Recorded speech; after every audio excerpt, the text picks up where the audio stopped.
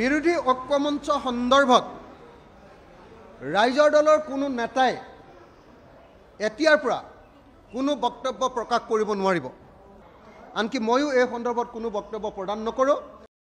মই নাজানো গোহাঁই ছাৰে যদি কিবা কৈছে, খালি বুদ্ধিজীৱীসকলৰ প্ৰতি একাংশ বুদ্ধিজীৱীৰ প্ৰতি আমাৰ এটা বৰ সাংঘাতিক ধৰণৰ হেৰি আছে। মানে আমাৰ চবৰে, মই কথা পাতোঁতেতো আমাৰ অপজিশ্যনৰ প্ৰায় আটাইকেইটা পাৰ্টীৰে এটা সাংঘাতিক ধৰণৰ আমাৰ মানে কি ক'ম, আমাৰ মানে এটা সাংঘাতিক ধৰণৰ একাংশ বুদ্ধিজীৱীৰ প্ৰতি মানে বিজেপি বিৰোধী একাংশ বুদ্ধিজীৱী সাংঘাতিক ধৰণে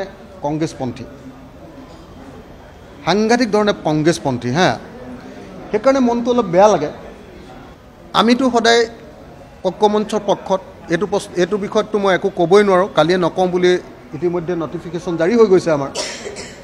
তো আমিতো সদায় ঐক্যমঞ্চৰ পক্ষত আমি একলগ হ'বলৈ চাইছোঁ। গতিকে যদি কোনোবাই বেলেগকৈ উত্তৰ দিয়ে, তেতিয়াহ'লে তেওঁলোকৰ গাটো চিকুটি মাৰি চাব লাগিব যে তেওঁলোক কাৰ পক্ষ। আমাৰ বিৰোধী ঐক্যমঞ্চ সন্দৰ্ভত আমাৰ ৰাইজৰ দলৰ এটা বিবৃতি আছে।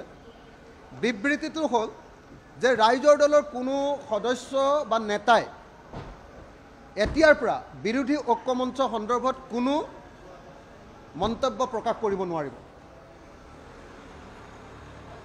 বিৰোধী ঐক্যমঞ্চ সন্দৰ্ভত ৰাইজৰ দলৰ কোনো নেতাই এতিয়াৰ পৰা কোনো বক্তব্য প্ৰকাশ কৰিব নোৱাৰিব।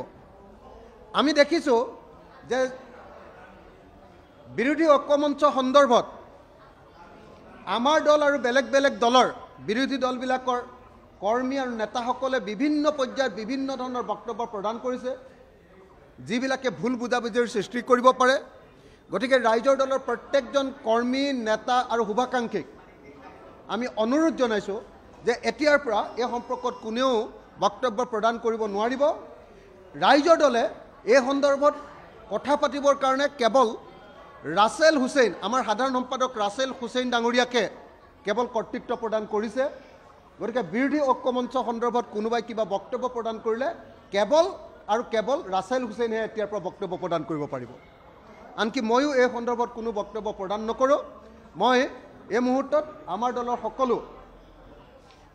সকলো কৰ্মী, নেতা সকলোকে আহ্বান জনাইছোঁ, অনুৰোধ জনাইছোঁ যে বিৰোধী ঐক্যমঞ্চ সন্দৰ্ভত কোনেও ছ'চিয়েল মিডিয়াতে হওক বা বাতৰি কাকতে হওক বা টিভিতে হওক কোনো ধৰণৰ কোনো বক্তব্য প্ৰদান কৰিব নোৱাৰিব। অকল বিৰোধী ঐক্যমঞ্চ হ'ব লাগে বুলি কোৱাৰ বাহিৰে আন কোনো ধৰণৰ বিতৰ্কিত বক্তব্য কোনেও প্ৰকাশ কৰিব নোৱাৰিব। এই সন্দৰ্ভত কিবা বক্তব্য থাকিলে কেৱল আৰু কেৱল আমাৰ সাধাৰণ সম্পাদক ৰাছেল হুছেইনেহে বক্তব্য প্ৰকাশ কৰিব পাৰিব।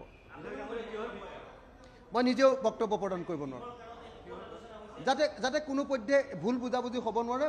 আমাৰ বিৰোধী ঐক্যমঞ্চ যাতে সবলভাৱে হয়, বিজেপিক যাতে আমি সঁচাকৈ 2026 চনত পৰাজিত কৰিব পাৰোঁ, আমাৰ মাজত যাতে তৃণমূল পৰ্যায়লৈ ভুল বুজাবুজি যাব নোৱাৰে, তাৰ কাৰণে আমাৰ পিনৰ পৰা কঠোৰ নিৰ্দেশ প্ৰদান কৰা হৈছে যে ৰাইজৰ দলৰ কোনো নেতা আৰু কৰ্মীয়ে এতিয়াৰ পৰা কেৱল ৰাছেল হুছেইনৰ বাদে, ৰাছেল হুছেইন জেনেৰেল ছেক্ৰেটাৰী, এইটোৰ ওপৰত তেখেতক ইনচাৰ্জ কৰি দিয়া হৈছে। বিৰোধী ঐক্যমঞ্চৰ ৰাইজৰ দলৰ ইনচাৰ্জ কৰি দিয়া হৈছে পৰহিৰ কৰ্ণধাৰ সমিতিত।